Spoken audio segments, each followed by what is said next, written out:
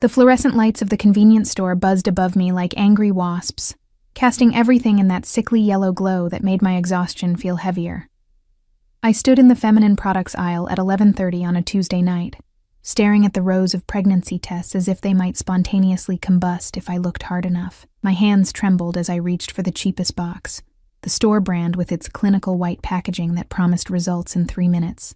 3 minutes to confirm what my body had been screaming at me for weeks. The nausea, the tender breasts, the exhaustion that felt like I was wading through concrete every morning. And the missed period that I'd tried to convince myself was just stress from the divorce. Marcus had signed the papers 6 weeks ago. 6 weeks since he'd looked at me across our kitchen table, the one we'd picked out together at that antique market in Brooklyn, and told me he was leaving, that she was back.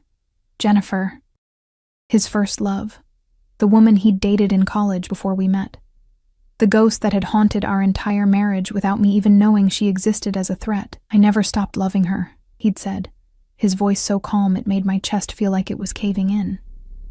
She contacted me 3 months ago. We've been talking. I'm sorry, but I can't pretend anymore. 3 months. He'd been planning his exit for 3 months, while I'd been planning our 5th anniversary trip to Italy. I clutched the pregnancy test box to my chest, the sharp corners digging into my palms through my threadbare coat, the same coat I'd been wearing since college because I'd spent our money on making our apartment a home while Marcus spent it on, apparently, rekindling old flames. The cashier barely looked at me as she scanned the test. Young, maybe 19, with purple streaks in her hair and earbuds dangling from her neck. She probably saw hundreds of women like me every week, desperate, alone, buying answers they were terrified to receive. $14.95, she mumbled. I handed her a 20, one of the last bills from my rapidly diminishing savings, and shoved the test into my purse before the receipt finished printing. The bell above the door chimed as I pushed out into the November cold, the wind immediately cutting through my inadequate coat and making my eyes water. Or maybe that was just me finally letting myself cry. The streets of Lower Manhattan were quieter than usual, the post-theater crowds long gone. My studio apartment was 12 blocks away, but I couldn't bring myself to go home yet. Home was where I'd have to take the test, where I'd have to face the reality that I might be carrying the child of a man who'd thrown me away like I was nothing. My feet carried me toward Washington Square Park, almost on autopilot. Stupid, maybe, to walk through a park alone at midnight, but some part of me didn't care anymore. What else could the universe possibly do to me? The park was nearly empty, just a few scattered individuals on benches, and the distant sound of someone playing guitar. I found my usual bench, the one facing the fountain, where I'd been coming every night since Marcus left, because my apartment felt like a mausoleum of our failed marriage. I sat down heavily, the cold metal seeping through my jeans. My breath misted in front of me as I pulled out the pregnancy test box, turning it over in my hands.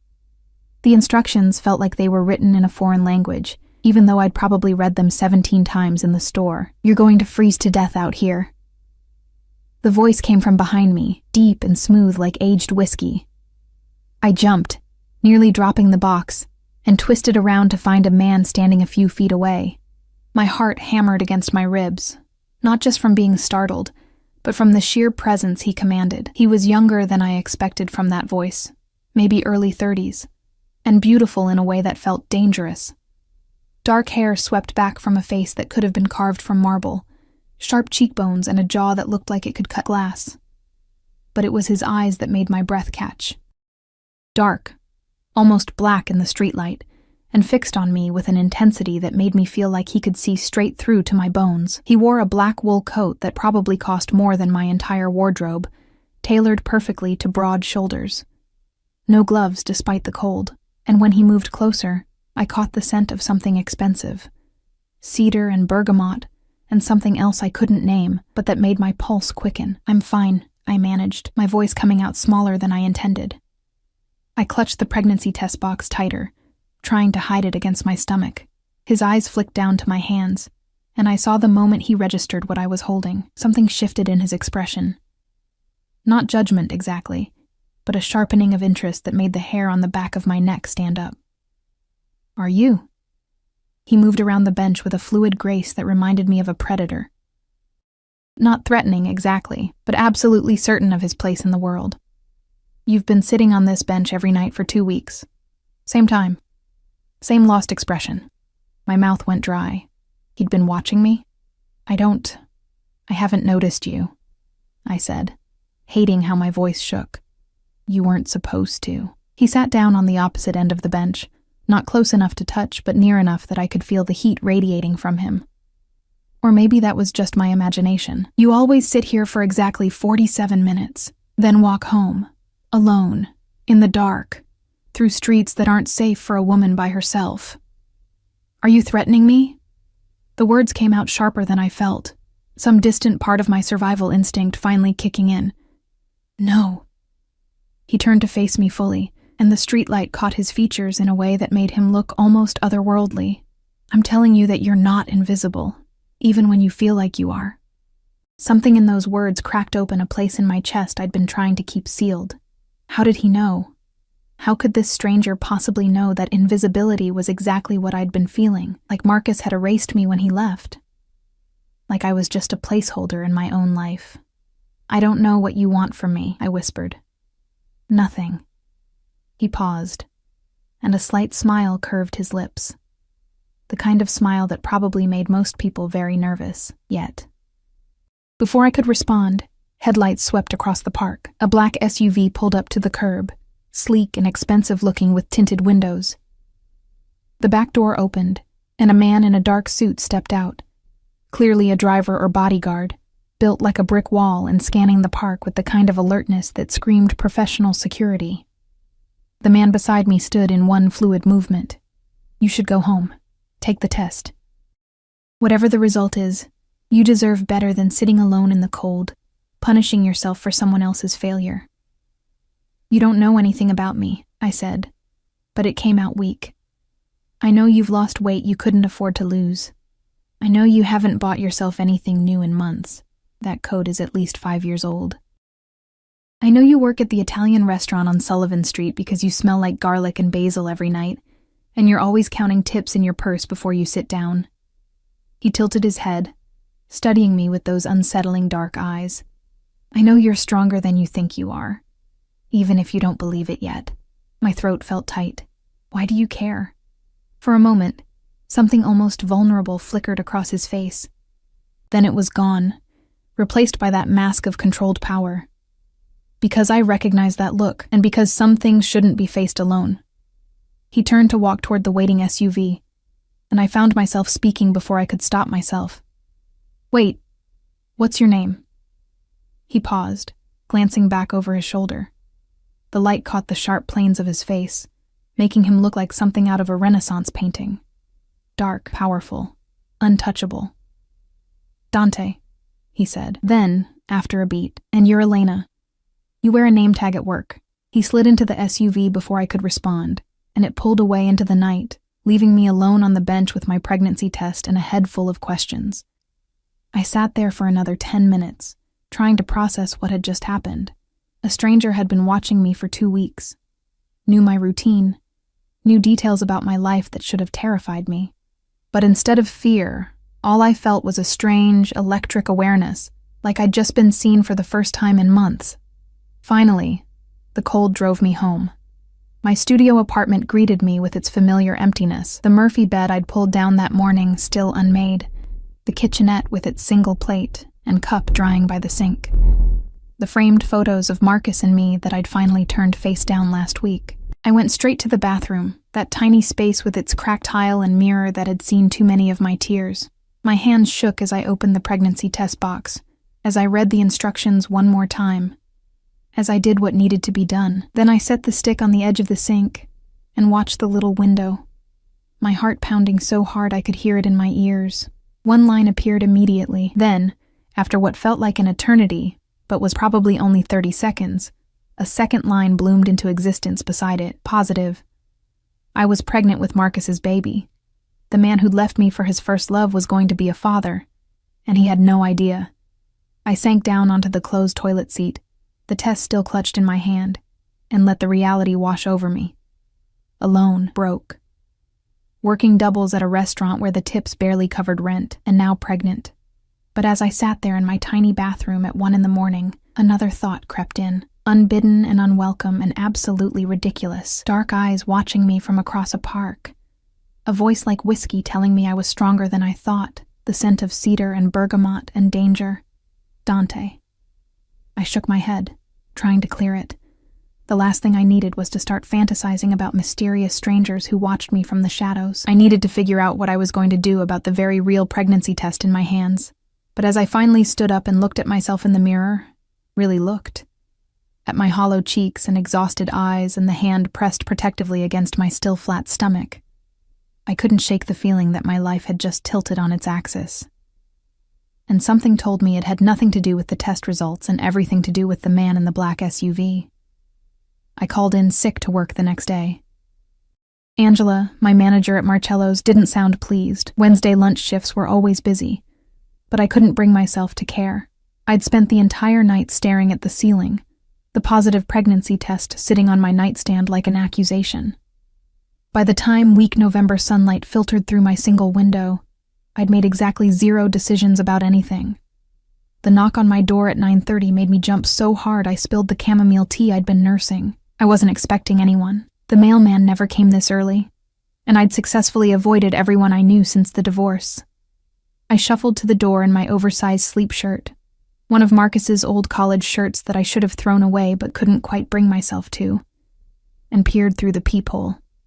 A woman stood in the hallway, tall, elegant, probably in her 40s, wearing a charcoal gray suit that screamed money and power. Her dark hair was pulled back in a sleek bun, and she held a large shopping bag with handles that looked like they came from somewhere obscenely expensive. Elena Rodriguez? Her voice carried through the door, accented, but I couldn't place from where. European, maybe. I have a delivery for you. I didn't order anything, I called back, my hand on the deadbolt but not opening it. It's from Mr. Salvatore. He insisted it be delivered this morning. My heart stuttered. Salvatore. Not Dante. He'd only given me his first name, but somehow I knew it was him, had to be. Against every instinct that screamed this was insane, I opened the door. The woman's expression remained professional, but I saw her eyes flick over my ratty shirt and bare feet, taking in the disaster I currently presented. To her credit, her face showed nothing but polite courtesy. May I come in? This will only take a moment. I stepped back, letting her enter my shoebox of an apartment. She didn't comment on the size or the threadbare furniture or the general air of depression that probably clung to everything. She simply set the shopping bag on my small table and pulled out a box. Not just any box. A coat box from Burberry. Mr. Salvatore noticed you seemed cold last night, she said, opening it to reveal the most beautiful coat I'd ever seen. Cashmere, in a deep charcoal gray that would go with everything. Classic cut. The kind that would last years, the kind I could never afford in a million years. I can't accept this. The words came automatically, even as my fingers itched to touch the fabric. He anticipated you might say that. She pulled out an envelope, handing it to me. He asked me to give you this. The envelope was heavy stock, cream-colored, with my name written in bold masculine handwriting across the front. I opened it with trembling fingers. Elena. Consider it a loan if it makes you feel better. Nobody should freeze while making decisions that will change their life. The car will pick you up at 8 p.m. tonight. Wear something comfortable. We need to talk. D. The car? I looked up at the woman, who was already pulling more items from the bag. A bottle of prenatal vitamins. A gift certificate to a grocery store I actually shopped at, loaded with $500. And a business card with a single phone number embossed in black. Mr. Salvatore will send a car for you this evening, she confirmed, setting everything on my table with practiced efficiency. The driver will wait as long as necessary, but he hopes you'll accept. I don't even know who he is. My voice came out smaller than I intended. For the first time, something that might have been sympathy crossed her face. Mr. Salvatore is someone who doesn't make offers lightly. Whatever his interest in you, I can promise it's genuine. He doesn't play games with people he considers under his protection. His protection? I'm not. We just met last night. He doesn't owe me anything. Nevertheless. She moved toward the door, her heels clicking on my cheap linoleum. The car will be here at 8. What you do with that information is entirely your choice, Miss Rodriguez." She left before I could form another protest, the door clicking shut with a finality that felt significant. I stood in my apartment, staring at the coat box and the vitamins and the gift certificate, my mind spinning. This was insane. You don't accept expensive gifts from strangers. You don't get in cars with men you don't know, no matter how intense their eyes or how much they claim to understand your pain. But as I lifted the coat from its box, feeling the weight of the cashmere in my hands, breathing in that scent of newness and quality, something in me cracked. When was the last time someone had noticed I was cold? When had Marcus ever paid attention to details like my threadbare coat, or the weight I'd lost, or the sadness I carried like a second skin? I hung the coat in my closet, telling myself I'd return it. Then I made myself eat something. Crackers and ginger ale, the only things that didn't make my stomach revolt. I took one of the prenatal vitamins. I sat on my bed and stared at that business card for an hour. At 7:30, I was standing in front of my closet, trying to figure out what something comfortable meant when you were meeting a mysterious stranger who'd been watching you and apparently had enough money to casually drop a $1,000 coat on someone he'd spoken to for 5 minutes. I settled on my only pair of dark jeans that still fit and a soft navy sweater that didn't have any stains. The new coat went on last, and I couldn't help but notice how it transformed everything. Suddenly, I didn't look quite so much like a woman falling apart. The knock came at exactly 8 o'clock. The same brick wall of a man from last night stood in my hallway, but this time I could see him clearly. Mid-40s, with a scar running through his left eyebrow and eyes that had seen things most people couldn't imagine. He wore a black suit that barely contained his frame, and when he spoke, his voice was gravel and concrete.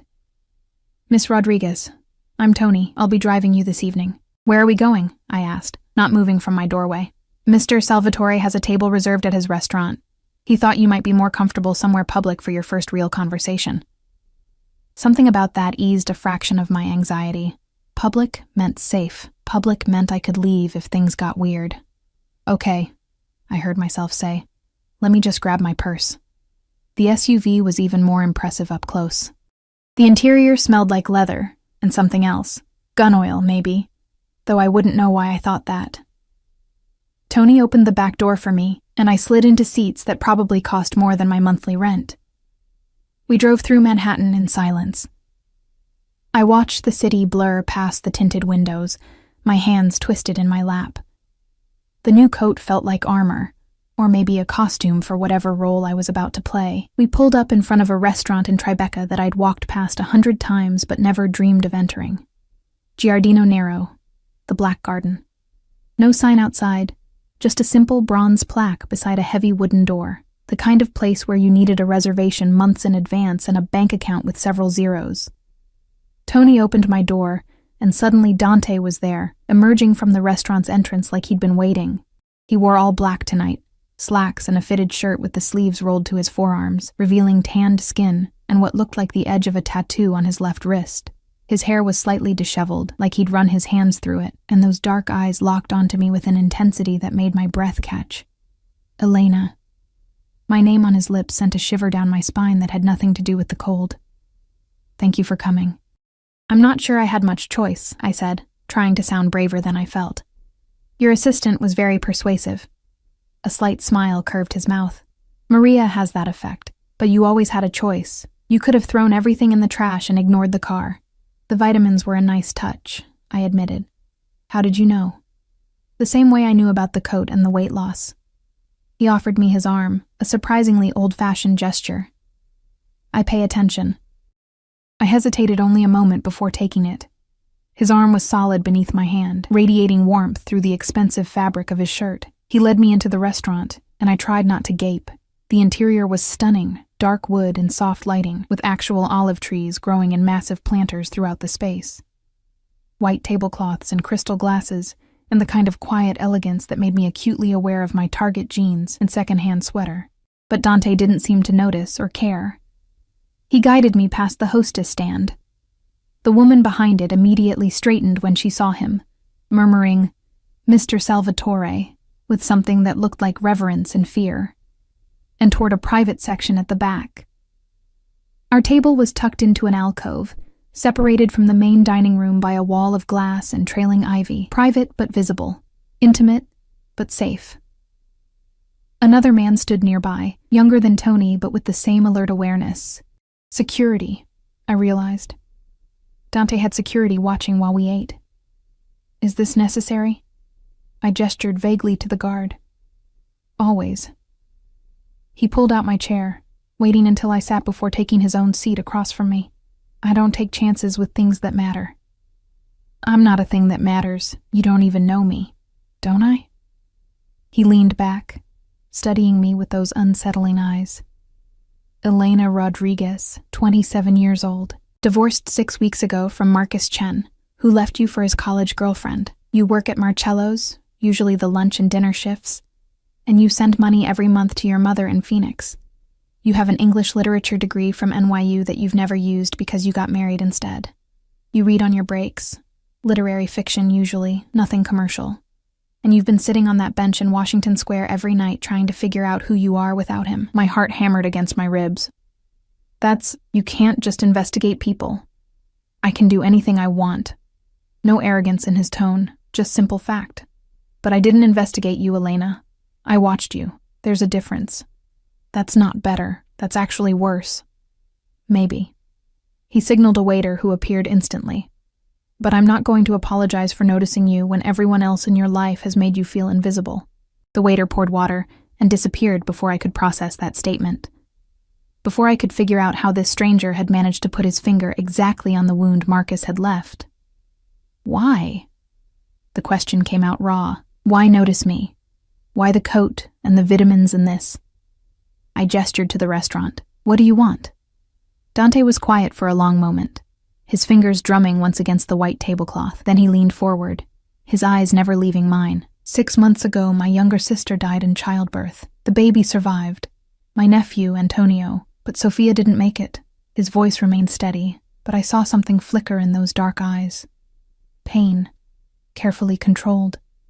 The father ran the moment he found out she was pregnant, disappeared before we could make him take responsibility. My throat went tight. I'm so sorry. We found him eventually. Something cold entered his expression. He learned that you don't abandon a Salvatore and walk away unscathed. A chill ran down my spine that had nothing to do with the temperature. The way he said it, so matter-of-fact, made it clear that whatever happened to that man hadn't been pleasant. Last night I saw you sitting alone with a pregnancy test, looking like the world had ended, he continued. And all I could think was that somewhere, there's a man who did this to you and walked away. Just like the coward who abandoned my sister. Marcus didn't know, I said quickly. I only found out last night. Does that matter? He left you broke and alone. If you tell him about the baby, what do you think will happen?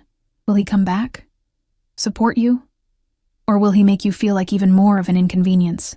I looked down at my hands, blinking back sudden tears because he was right. Marcus wouldn't come back. He'd probably offer to pay for an abortion and then go back to Jennifer. Relieved to have dodged a bullet. I haven't decided what I'm doing yet. I whispered, that's your choice. Only yours. Dante's voice softened slightly. But whatever you decide, you shouldn't have to face it alone. You shouldn't have to work yourself to exhaustion at a restaurant while you're dealing with morning sickness. You shouldn't have to worry about rent or food or prenatal care. You're offering to help me. It wasn't a question. I'm offering you protection. Why? Because of your sister? Partly. He paused, and something shifted in his expression, something almost vulnerable beneath all that controlled power. And partly because when I saw you on that bench, looking so lost and alone, something in me recognized something in you. Like calling to like. We're nothing alike, I protested. I gestured at him, at the restaurant, at the obvious wealth and power he commanded. And I'm nobody. You're someone who survived being thrown away by a person who should have cherished you. You're someone who gets up every morning and goes to work even when everything hurts. You're someone who's stronger than they know. His eyes held mine. That's not nobody, Elena. That's a survivor. The waiter returned then, setting down plates I didn't remember ordering. Fresh pasta with truffle oil, the scent making my stomach growl despite the nausea that had been my constant companion. "Eat," Dante said gently. "You need it." I picked up my fork, my hand still trembling slightly. "If I accept your help, and I'm not saying I am, what would that look like?" "An apartment. Somewhere safe, comfortable. Nothing you have to share with ghosts of your marriage. Medical care, the best doctors, whatever you need. Money so you can quit that restaurant job and actually rest. Security." He said that last word with particular weight. "Nobody will hurt you or make you feel small ever again. That's too much. I can't accept all that from a stranger. Then get to know me." The slight smile returned. "I'm not a complete stranger anymore, am I? You know my name. You know about my sister.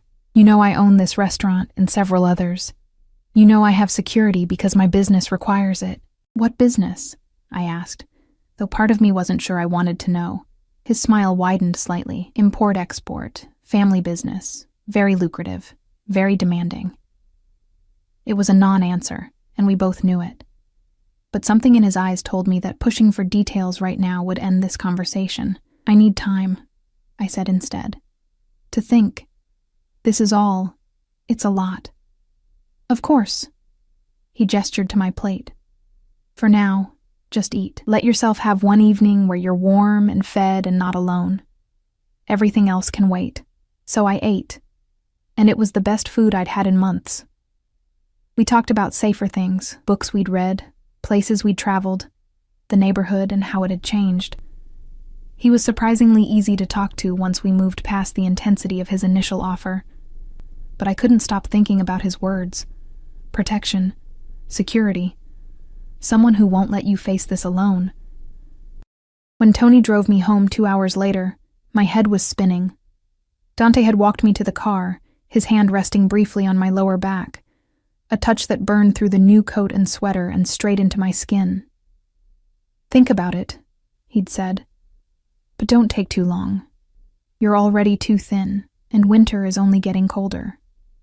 Now I stood in my apartment, the coat still wrapped around me, staring at a business card with a single phone number. One call could change everything. One call could trap me in a situation I didn't understand with a man who might be dangerous. But as I pressed my hand against my stomach, feeling nothing yet, but knowing life was growing there, I couldn't shake the thought that maybe being trapped in a gilded cage was better than drowning alone in the dark. I lasted 3 days before I called the number. 3 days of dragging myself through double shifts at Marcello's, the smell of garlic bread making me so nauseous I had to keep running to the bathroom. 3 days of Angela giving me increasingly pointed looks, clearly aware something was wrong. 3 days of lying awake in my studio apartment, listening to my upstairs neighbors fight, and feeling my savings account dwindle with every passing hour. On Friday night, I came home to find an eviction notice taped to my door. Marcus had been paying half the rent before the divorce. I'd thought I could manage alone if I picked up extra shifts, but I'd been wrong. The landlord wanted 2 months back rent by the end of the week, or I was out. I sat on my bed, still unmade because what was the point, and stared at that business card until the numbers blurred. Then I picked up my phone and dialed before I could talk myself out of it. He answered on the second ring. "Elena." Not a question. Like he'd been waiting for my call, his phone programmed with my number even though I'd never given it to him. "I need help." The words tasted like ash in my mouth. "You were right. I can't do this alone." Silence on the other end, but I could hear him breathing. Then, "Where are you?" "Home. My apartment. I just got an eviction notice. Pack a bag. Essentials only. Tony will be there in 20 minutes. "Wait, I didn't mean..." 20 minutes, Elena. Anything you can't carry. We'll send someone for tomorrow." His voice was firm, but not unkind. "You're not spending another night in that place." He hung up before I could argue. I stood there for a moment, phone still pressed to my ear, wondering what I'd just done. Then the reality crashed over me. I'd just accepted help from a man I barely knew. A man with security guards and vague answers about his business. A man who'd been watching me from the shadows for weeks. But I was out of options. And something in Dante's voice when he talked about his sister, the pain beneath that controlled exterior, made me believe he understood what it felt like to be desperate. I packed quickly. Clothes, toiletries, my laptop, the few books I couldn't bear to leave behind. The framed photo of my mother from before she got sick. Everything fit into 2 duffel bags in my backpack. A pathetic summary of 27 years of life. I was sitting on the edge of my bed, bags at my feet, when the knock came. Tony stood in the hallway, his expression carefully neutral as he took in the eviction notice still taped to my door. "Ready, Miss Rodriguez? Is this insane?" I asked him. "Be honest with me." Something that might have been sympathy flickered across his scarred face. "Mr. Salvatore doesn't make promises he doesn't keep. If he said he'll protect you, he will. With his life, if necessary. Why would he do that for someone he doesn't know?" "You'll have to ask him that yourself." Tony picked up my bags like they weighed nothing. "But I've worked for him for 8 years. I've never seen him take an interest in anyone the way he has with you." That should have been reassuring. Instead, it made my pulse quicken with something that felt dangerously close to anticipation. The drive took us deeper into Manhattan, toward neighborhoods I'd only ever walked through during the day, staring at buildings I'd never be able to afford. Tony pulled up in front of a sleek high-rise in the West Village, all glass and steel and doormen in uniforms. "This is where Dante lives?" I asked, staring up at the building. "One of his properties." Tony opened my door. "He keeps several residences for security reasons. This one is his favorite." The lobby was all marble and modern art, with a concierge desk manned by someone who clearly recognized Tony immediately. We bypassed the regular elevators for a private one in the back, one that required a key card to access. The elevator opened directly into a penthouse apartment. I stepped out into a space that could have fit my entire studio 6 times over. Floor-to-ceiling windows overlooked the city. The lights of Manhattan spread out like fallen stars. Hardwood floors, minimalist furniture that was somehow both modern and comfortable, and art on the walls that might have been original pieces worth more than I'd make in a lifetime. Dante stood by the windows, his back to me, talking quietly into a phone. He wore dark slacks and a white shirt with the sleeves rolled up, and even from behind he radiated that same controlled power I'd noticed the first night. He ended the call as Tony set down my bags, turning to face me. Those dark eyes swept over me, taking in my exhaustion and rumpled work clothes, and something softened in his expression. "Thank you, Tony. That will be all for tonight." The bodyguard nodded and disappeared back into the elevator, leaving us alone. "This is too much," I said into the silence. "I can't. This is your home." "This is one of my homes," he corrected, moving toward me with that fluid grace. "And you're not staying here. I have an apartment ready for you 2 floors down." "I just wanted to talk before Tony took you there. 2 floors down. Still in this building. Still close enough that he could, what? Watch over me? Keep tabs on me? Why?" The question burst out of me. "You keep saying you want to help, that you'll protect me, but I don't understand why. What do you get out of this?" Dante stopped a few feet away, close enough that I could smell that scent of cedar and bergamot that clung to him. "What do I get? Peace of mind, knowing you're safe. The satisfaction of helping someone who deserves better than what life has given her. And maybe..." He paused, something almost uncertain crossing his face. "Maybe the chance to make up for the fact that I couldn't save my sister." "I'm not your sister." "No." His eyes held mine. "You're not." The way he said it, low and intense, made heat bloom in my chest. This was dangerous territory. Whatever was building between us, this awareness, this tension, felt like standing too close to a fire. "I'm pregnant with another man's baby," I said, needing to remind both of us of that fact. "I'm a mess. I'm broke. I'm beautiful." The word stopped me cold, strong, resilient. "Everything you don't see when you look in the mirror. You don't know me," I whispered, but it came out weak. "Then let me." He took another step closer, and I could feel the heat radiating from him. "Stay here. Let me help you. Get to know me. Figure out what you want to do about the pregnancy without worrying about rent or food or working yourself to exhaustion. And if I decide to keep it, the baby, then I'll make sure you both have everything you need. The best doctors, a nursery, support, whatever you want." "Why would you do that?" My voice cracked. Nobody does that. Nobody helps without wanting something in return. I want something, he admitted. His hand came up, fingers brushing my cheek so gently I almost gasped. I want to see you smile. Really smile, not that fake thing you give customers at the restaurant. I want to watch you stop looking over your shoulder, waiting for the next disaster. I want... He stopped himself, jaw tightening like he'd said too much. What? I breathed. I want you to feel safe. His thumb traced my cheekbone, and I realized I was trembling. Because when I look at you, Elena, I see someone who hasn't felt safe in a very long time, and that I can fix. I should have stepped back, should have put distance between us, but I was so tired of being strong, of holding everything together alone.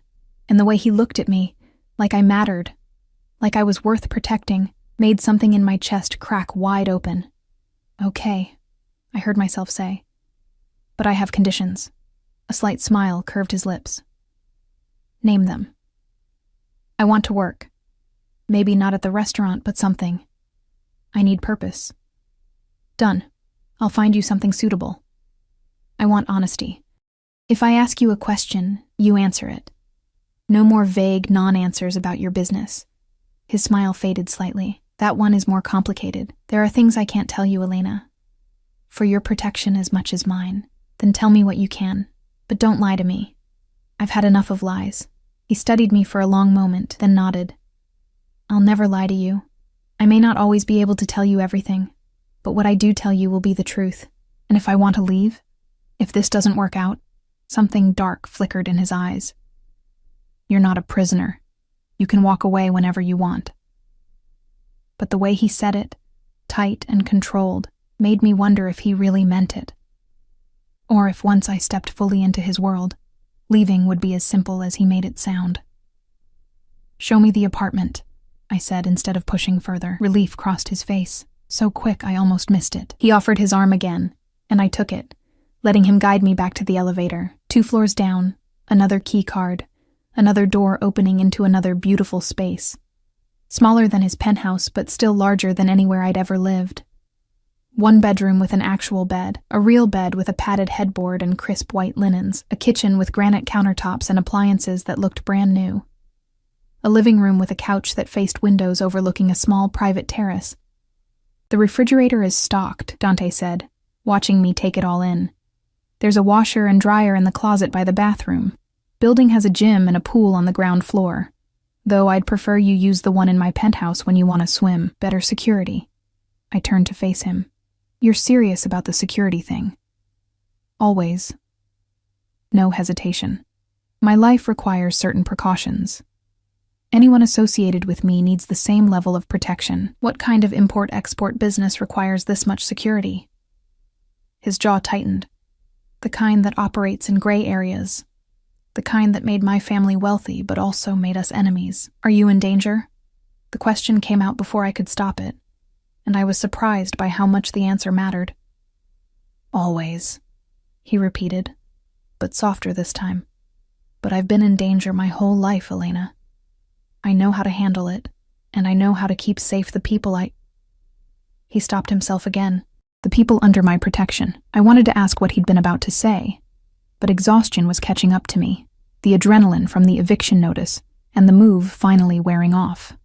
I should let you rest, Dante said, reading my expression. But there's one more thing. He pulled a phone from his pocket, not his phone. A new one, still in the box. This is for you.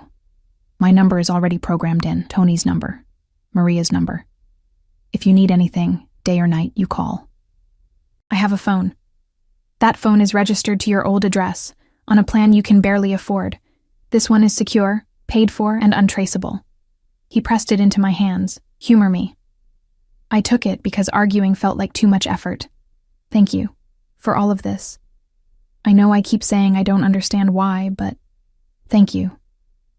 Get some sleep. He moved toward the door, then paused. Elena, I meant what I said. You're safe now. Nobody will hurt you here. Not your landlord, not your ex-husband, not anyone. The way he said it, with such absolute certainty, should have scared me. Instead, for the first time in months, I felt the tight knot in my chest start to loosen. After he left, I explored the apartment more thoroughly. The bedroom closet held clothes, my size, casual and comfortable. Nothing extravagant, but all new. The bathroom was stocked with toiletries, including more prenatal vitamins. On the kitchen counter sat a folder with information about 3 different OB/GYNs, all highly rated, all accepting new patients. He'd thought of everything. I should have felt trapped, overwhelmed, scared of this stranger who'd inserted himself into my life and was systematically removing every obstacle I faced. But as I finally crawled into that impossibly comfortable bed, wrapped in sheets that smelled like lavender and something expensive, all I felt was relief. And maybe, buried beneath the exhaustion and fear and uncertainty, something that felt dangerously like hope. I fell asleep wondering what I'd gotten myself into, and whether I'd just made the best decision of my life or the worst. I woke up to sunlight streaming through floor-to-ceiling windows, and, for a disorienting moment, had no idea where I was. Then, it all came rushing back. The eviction notice, the phone call, Dante's penthouse, and his dark eyes promising protection. My phone, the new one, showed 9:47 a.m. and 3 missed messages. Dante. Good morning. Doctor's appointment scheduled for 2 p.m. if you're comfortable with that. Dr. Sarah Chen comes highly recommended. Dante. Maria will bring you lunch at noon. She'll also take you shopping for anything else you need. Dante. I have meetings all day, but call if you need anything. Tony is downstairs. I stared at the messages, something warm and uncomfortable twisting in my chest. He'd been up early, arranging my life, making sure I was cared for. It should have felt controlling. Instead, it felt like being seen. I texted back, "Thank you. I'll be ready at 2. His response came immediately. Tony will drive you. And Elena? Try to eat breakfast. You're still too thin. I set the phone down, pressing my hand against my still flat stomach. The nausea was already creeping in, that familiar morning wave that made everything smell wrong. But I forced myself to the kitchen anyway, finding the refrigerator stocked with things I actually liked. Ginger ale, plain crackers, fresh fruit, Greek yogurt. Someone had paid attention to what I could stomach. Maria arrived at exactly noon with shopping bags from 3 different boutiques. She swept into the apartment like an elegant storm, her heels clicking on the hardwood. "Mr. Salvatore thought you might need more clothes," she said, setting everything on the couch. I took the liberty of selecting items appropriate for the season. If anything doesn't fit or isn't to your taste, we'll exchange it. I opened the first bag to find jeans, sweaters, comfortable dresses. Nothing flashy, just quality basics and colors that would actually suit me. The second bag held undergarments, pajamas, and a soft robe.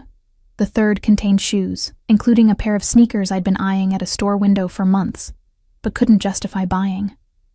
"This is too much," I said weakly. "Mr. Salvatore doesn't do things by halves." Maria's expression softened slightly. "He wants you comfortable. Let him do this." Over lunch, soup and bread that Maria had also brought, from some bakery that made everything taste like heaven. She told me more about Dante without me even asking. "I've worked for the Salvatore family for 15 years, she said, watching me eat with the same assessing look Dante sometimes wore. First for his father, now for him.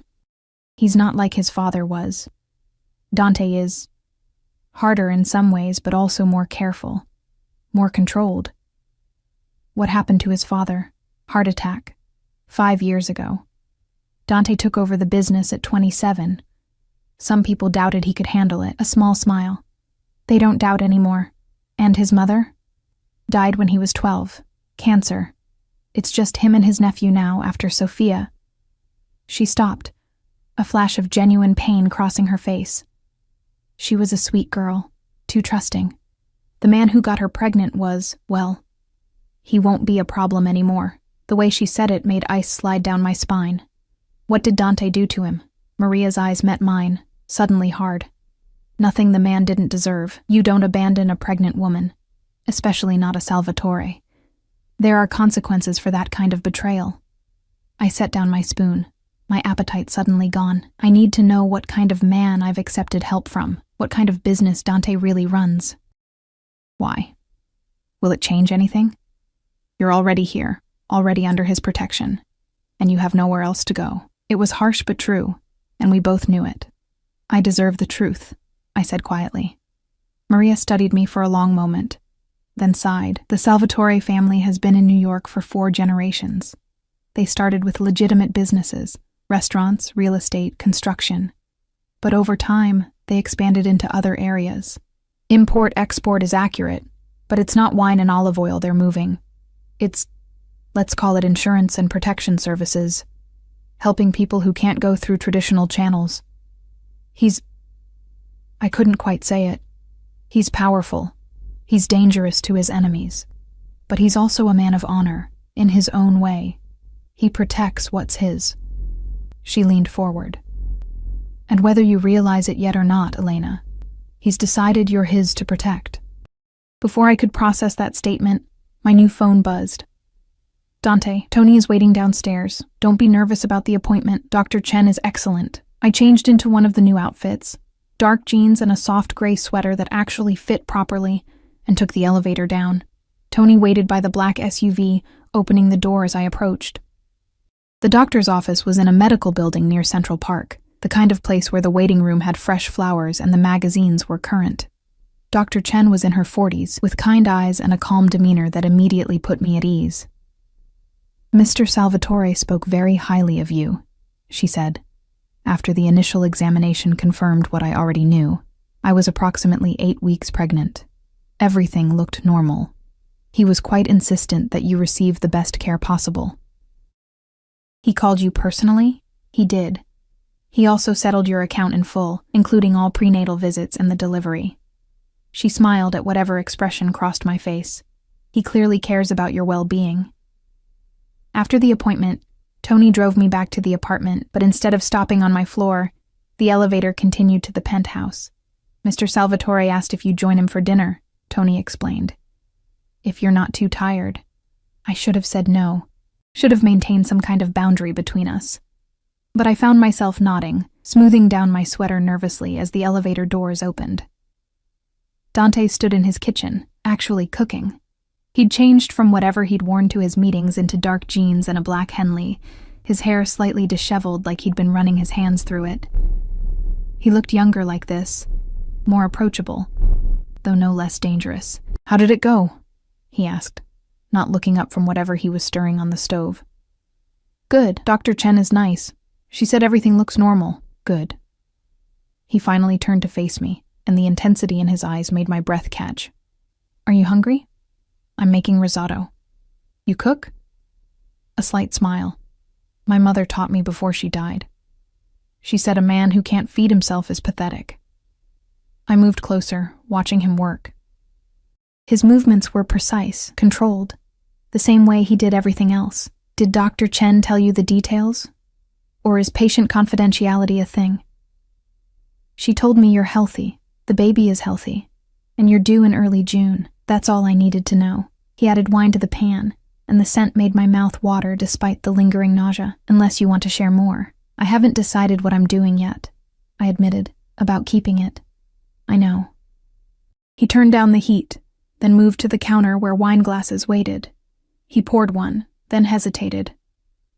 Water for you? Please. We sat at his dining table overlooking the city, and the risotto was perfect, creamy and rich without being overwhelming.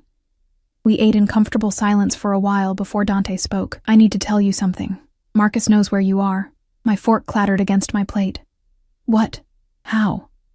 He went to your apartment looking for you, saw the eviction notice. He called you 17 times on your old phone. Dante's jaw was tight. Tony had someone watching your old building. We knew he'd show up eventually. Why would he be looking for me? My heart hammered. He left me. He doesn't get to... Apparently Jennifer isn't what he remembered. The fantasy didn't match reality, and now he's having regrets. Dante's eyes were hard. He wants to talk to you, to fix things. No. The word came out fierce. He doesn't get to decide he made a mistake and just come back. That's not how this works. I agree. Dante reached across the table, covering my hand with his. The touch sent electricity up my arm. But you should know he's looking, and he's getting desperate. Did you... I hesitated. Did you do anything to him? Not yet. The promise in those 2 words was clear. But if he becomes a problem, I will handle it. I don't want you to hurt him. Even after what he did to you, I pulled my hand back, wrapping my arms around myself. He's still the father of my baby, if I keep it. And he doesn't deserve whatever you did to Sophia's boyfriend. Dante's expression went very still. What did Maria tell you? Enough. I met his eyes. I'm not stupid, Dante. I know what you are. What your family does. The gray areas you mentioned aren't gray at all, are they? No, he said quietly. They're not. So tell me the truth. What happened to the man who abandoned your sister? He stood, moving to the window, his back to me. When he spoke, his voice was flat, emotionless. We found him in Atlantic City. He'd been gambling away money he stole from us. Because of course he'd stolen from us too. We gave him a choice. Marry Sophia posthumously to legitimize the baby, sign over all parental rights, and leave the state, or face consequences he wouldn't walk away from. And he chose to leave. After some persuasion, yes. Dante turned back to me. My nephew will grow up knowing his father was a coward, but at least he'll be legitimate. At least the Salvatore name will protect him. And if he hadn't agreed to your terms? Dante's smile was cold. Then he wouldn't have made it out of Atlantic City. I should have been horrified, should have run from this apartment and this man who could speak so casually about violence. But all I could think about was Sophia, dying alone while the father of her child ran away. I'm not going to apologize for protecting my family, Dante continued, moving closer. Or for removing threats. That's who I am, Elena. I won't lie about it. I know. My voice came out smaller than I intended. And I should be scared of you. But you're not. He stopped in front of me, close enough to touch. Why? Because you've never made me feel unsafe. Even that first night in the park, when you should have terrified me, all I felt was seen. I looked up at him. You see me, Dante. Really see me. Nobody has done that in so long. His hand came up, cupping my face with surprising gentleness. I see everything, Elena. Your strength. Your pain. The way you touch your stomach when you think nobody's watching, like you're already protecting that baby even though you haven't decided if you're keeping it. His thumb brushed my cheekbone. I see a woman who deserves so much better than what life has given her. And you think you can give me better? I know I can. His voice dropped lower, rougher. Let me. The air between us felt electric, charged with something dangerous and inevitable. I could feel my pulse in my throat, could see the way his eyes darkened as they dropped to my lips. This was a bad idea, getting involved with a man like Dante, a man who lived in the shadows, who spoke about violence like it was business, who looked at me like I was something precious and breakable all at once. But I was so tired of being alone. So tired of feeling invisible. Okay, I whispered. Show me better. He kissed me then, and it was nothing like Marcus's kisses had been. This was fire and possession and a hunger that made my knees weak. His hand tangled in my hair while the other wrapped around my waist, pulling me against him until I could feel the heat of his body through our clothes. I kissed him back, pouring months of loneliness and fear and desperate need into it. His answering groan vibrated through me, and when he finally pulled back, we were both breathing hard. I've wanted to do that since the first night, he admitted, his forehead resting against mine, sitting there looking so lost, and all I could think about was taking away your pain. You can't take it all away. Watch me. And in that moment, with his arms around me and the city lights spread out behind him, I almost believed he could. Almost believed that Dante Salvatore, dangerous, powerful, obsessive Dante, could actually keep me safe from everything that had broken me. I just didn't realize yet that the biggest danger might be falling for him. 2 weeks passed in a blur of doctor's appointments, quiet dinners in Dante's penthouse, and slowly learning to breathe again. He was true to his word about everything. Maria found me a job doing remote copy editing for one of the publishing houses Dante had connections with.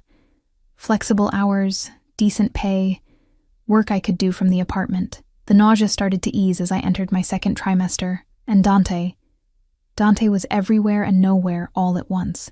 Some nights he'd cook for me, teaching me his mother's recipes while telling stories about growing up in a world I couldn't quite imagine. Other nights he'd disappear for hours, returning with shadows in his eyes and tension in his jaw that told me his business had required his particular brand of attention. I didn't ask questions. Maybe I should have, but I was too comfortable in the cocoon he'd built around me. It was a Thursday afternoon when everything changed. I was working on my laptop in the living room, wrapped in the cashmere throw Dante had bought when he noticed I was always cold, when someone knocked on my door. Not the elevator. The actual apartment door. I checked the peephole and froze. Marcus. He looked terrible. Unshaven, hair unkempt, dark circles under his eyes. Nothing like the polished man who'd left me for his first love. Elena, please. He called through the door. I know you're in there. I just want to talk. My hand hovered over the doorknob. Part of me, the part that had loved him for 5 years, wanted to open it. Wanted to hear what he had to say, but I thought about Dante's warning, about Jennifer not living up to Marcus's fantasy, about him only coming back because his perfect reunion hadn't worked out. Go away, Marcus. Please. 5 minutes. That's all I'm asking. His voice cracked. I made a mistake, Elena. The biggest mistake of my life. Jennifer and I. It's not what I thought it would be.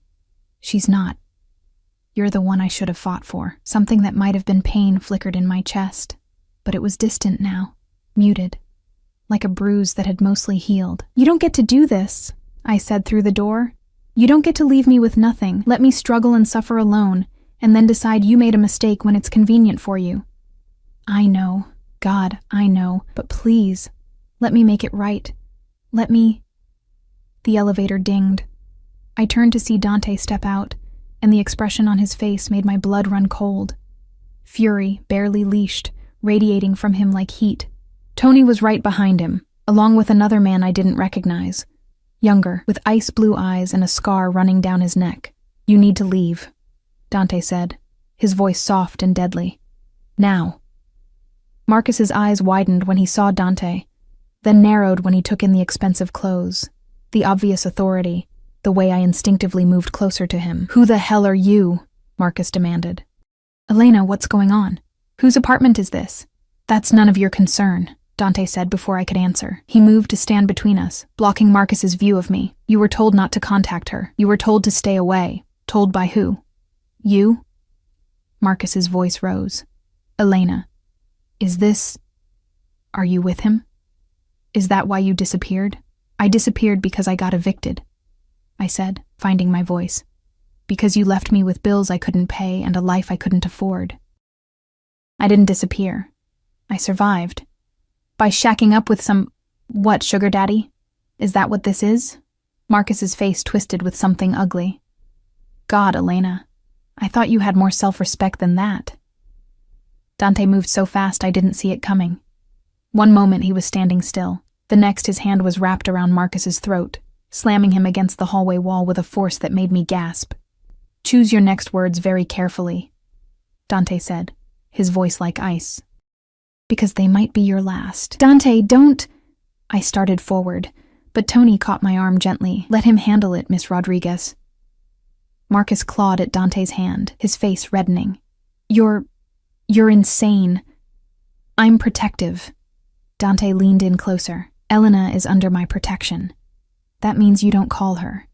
You don't come to her apartment. You don't so much as think about her without my permission. Do you understand? She was my wife. Was. Past tense. Dante's grip tightened slightly. You gave up any claim to her when you walked away. When you left her crying and alone and struggling. You made your choice. Now live with it. I'm the father of her baby. Marcus gasped it out, and I felt the world tilt sideways. Dante went very still, his eyes cut to me, questions and something darker swirling in their depths. Elena? I haven't told him, I said quickly. I swear, I haven't told him anything. Then how does he... I saw the test, Marcus choked out. In the bathroom trash, before I left. I knew you were pregnant, Elena. I knew, and I left anyway because I was a coward. But that's my child, and you can't keep me from... Dante released him so abruptly that Marcus stumbled, gasping for air. But the look on Dante's face was somehow more terrifying than the violence had been. Cold calculation. dangerous assessment. You knew, Dante said slowly. You knew she was pregnant when you left her. I panicked. I wasn't ready to be a father. Jennifer and I, we had plans, and a baby would have... Marcus stopped, seeming to realize how that sounded. But I've had time to think, to understand what I gave up. I want to be there for my child, Elena. For both of you.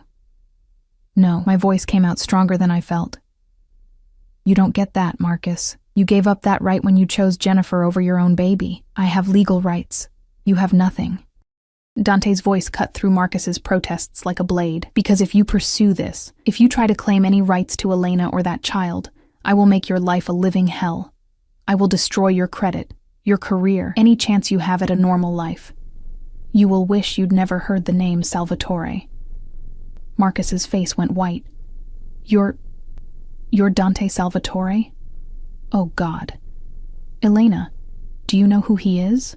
What his family does? I know exactly who he is. I moved to stand beside Dante, and his arm immediately came around my waist, possessive, protective. And he's been more of a partner to me in 2 weeks than you were in 5 years. He's a criminal, careful, Tony warned, his hand resting on something beneath his jacket. Marcus swallowed hard, backing toward the elevator. This isn't over. That's my baby, Elena. You can't keep me from my own child. Watch me, Dante said softly. The elevator doors closed on Marcus's pale face, and suddenly the hallway was quiet, except for my ragged breathing. Inside, Dante said, guiding me back into the apartment. Tony and the other man disappeared into the elevator without a word, giving us privacy. I sank onto the couch, my hands trembling. Dante poured me water, then sat beside me, his dark eyes searching my face. You didn't tell him about the pregnancy, he said. It wasn't a question. No. I didn't even know he knew until just now. I pressed my hands against my stomach. He saw the test in the trash before he left. He knew I was pregnant, and he left anyway. Then he has no claim to you or that baby. Dante's voice was hard. None. He's the biological father, Dante. He could fight for custody, take me to court. He won't. The certainty in his voice made me look up. Because if he tries, I'll make sure he regrets it. There are ways to handle this, Elena. Legal ways and other ways. I don't want you to hurt him. Even now? After what he just said to you, how he spoke about you? I was quiet for a moment, thinking about Marcus's words, sugar daddy, self-respect. Like I was something shameful for accepting help when I'd been drowning. I don't love him anymore, I said slowly, realizing it was true. I think I stopped loving him the moment he told me about Jennifer. But I don't want him hurt. I just want him gone. Then he'll be gone. Dante pulled me against him, and I went willingly, pressing my face against his chest. I'll make sure of it. We sat like that for a long time, his hand stroking my hair while my heart rate slowly returned to normal. Finally, I pulled back to look at him. You're not afraid that it's his baby? That I'm carrying another man's child? No. No hesitation. Because that baby is innocent, and if you decide to keep it, then it becomes mine to protect too. All of you become mine. Dante, I know it's fast. I know this is insane. But I meant what I said that first night. I see you, Elena, and what I see is someone I want in my life. Permanently. My breath caught. What are you saying? I'm saying that Marcus was right about one thing. You are with me now. Not as a kept woman or some shameful secret, but as someone I... He stopped, jaw working. Someone I care about, deeply. You barely know me. I know enough. His hand came up to cup my face. I know you're strong and resilient and kind, even after life has tried to break you. I know you make me want to be better than the violence and darkness my world requires. I know that when I look at you, I see a future I never thought I'd want. A future that includes another man's baby. A future that includes you. Everything else is just details. He leaned in, his forehead resting against mine. Stay with me, Elena. Not because you have nowhere else to go, but because you want to. Because this, whatever this is between us, is real. I should have said no. Should have pointed out all the reasons this was crazy. The speed, the danger, the fact that I was pregnant with my ex-husband's baby while falling for a man who operated in the shadows. But when Dante kissed me, slow and deep and full of promise, all those logical reasons scattered like leaves in the wind. "Okay," I whispered against his lips. "I'll stay." 6 months later, the nursery was painted a soft sage green with white trim, sunlight streaming through windows that overlooked Central Park. Dante stood in the doorway, watching me rock our daughter, because she was ours now, legally and in every way that mattered, while she nursed contentedly. Sofia Rose Salvatore. Named for Dante's sister, and born 3 weeks ago with a full head of dark hair and lungs that could wake the entire building. Marcus had signed away his parental rights 2 months before she was born. Dante's lawyers had been very persuasive, and whatever they'd offered him, or threatened him with, had been enough to make him disappear completely. The birth certificate listed Dante as her father. The adoption papers were already filed. "She's finally settling down," I said softly, as Sophia's eyes started to drift closed. "I think she might actually sleep for more than 20 minutes this time." Dante moved into the room, his expression soft in a way it only ever was with me and the baby. He pressed a kiss to my hair, then to Sophia's forehead, his large hand cradling her tiny head with infinite gentleness. "You're both so beautiful," he murmured. "My girls." I looked up at him.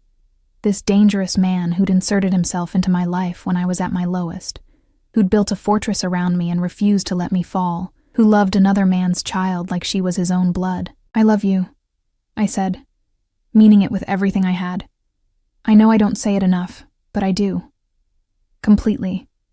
His eyes darkened with emotion. "I loved you from that first night, sitting alone in the cold, looking so lost. I wanted to fix everything for you, wanted to make you mine. You did fix everything. You saved me."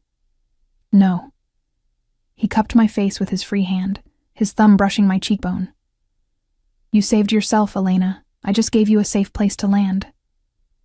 Sophia made a small sound, completely asleep now, her perfect rosebud mouth slack.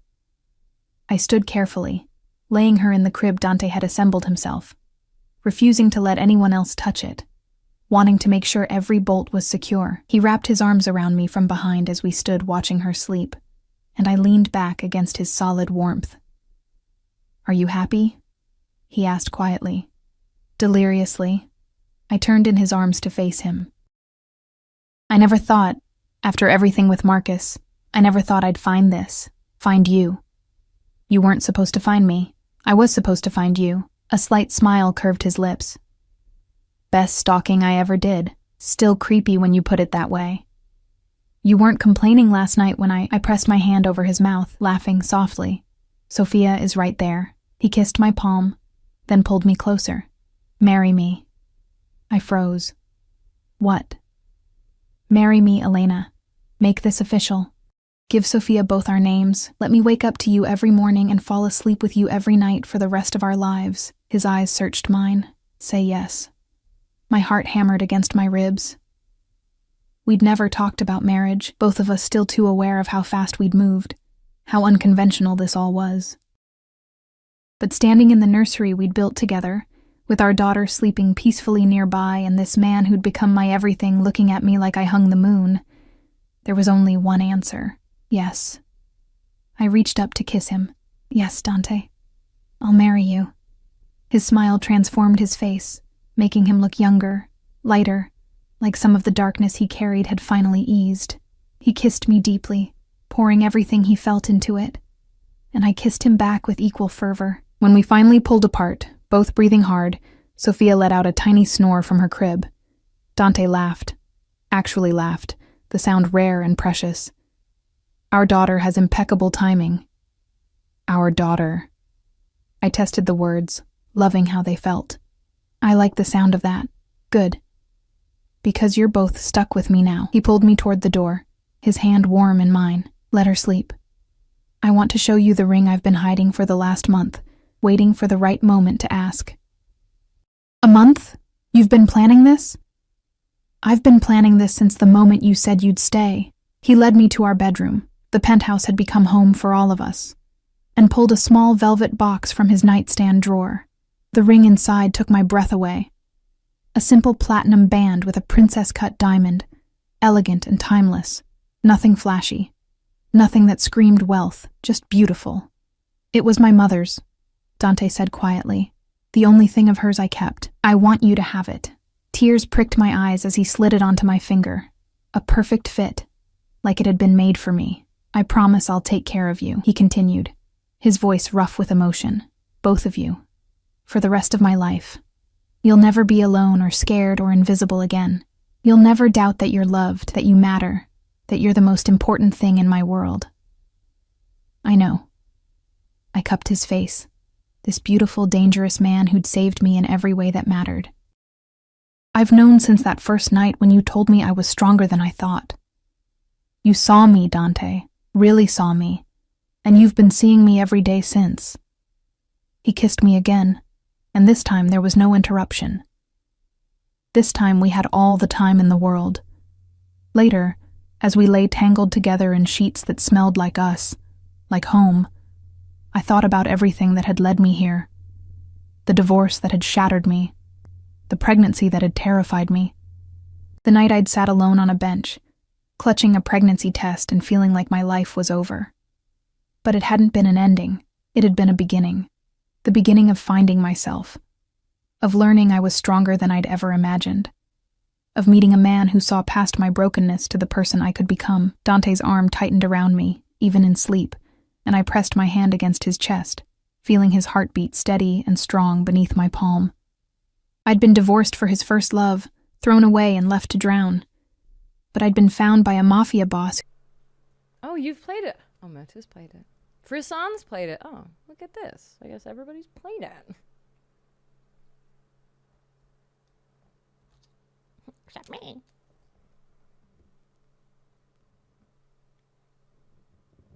Oh, I done goofed it. I goofed up. For some reason, I zoomed in so I could hear it better. And I'm greeted by Marcus. Thank you for covering his nether region. Yeah. A strategic shrim. Of course. You're very welcome. Shed. Let's go. The witness changed my life. When was it? Oh my god, this is so sick. Oh, this is so sick. Wait, this is epic. How do you do this? How do you do this? These are so dope. Damn. Yeah, what the fuck? This is really cool, this design. Fucking brilliant, seriously. You turn the radio down so you can see the street signs better, exactly. Wow, these are fucking sick. My printer can print on glass. Ah, oh my god. Is it is UV print? What is it called? What kind is it? Printed on the back side of a frame. That is so smart. Seinfeld, generally not my jam. I can't help imagining Seth's Marcus doodle done like the portrait of George in his undies in a similar pose. Yeah. I thought I heard Angelica from Rugrats from you. I love that. I could be. Collab when. Stop, that'd be so fucking epic. Oh, ew, sorry, I'm just seeing how disgusting my mouse is. Don't worry about that. UV printer, okay. I remembered it.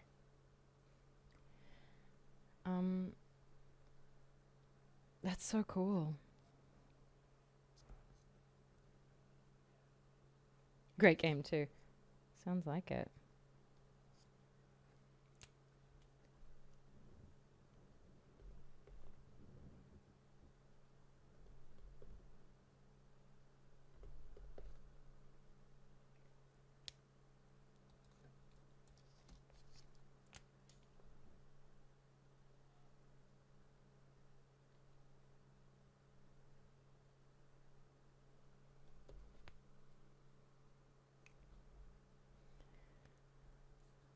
One layer of CMYK, 4 layers of white behind it. Wow.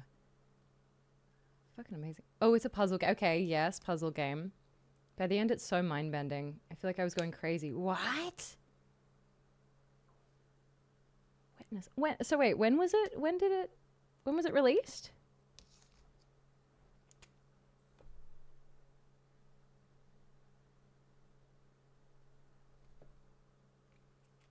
Game is The Witness. Years ago. Wow. Wow. A has pea brain. No puzzle games, Fizzy. You never know. Challenge yourself, babes.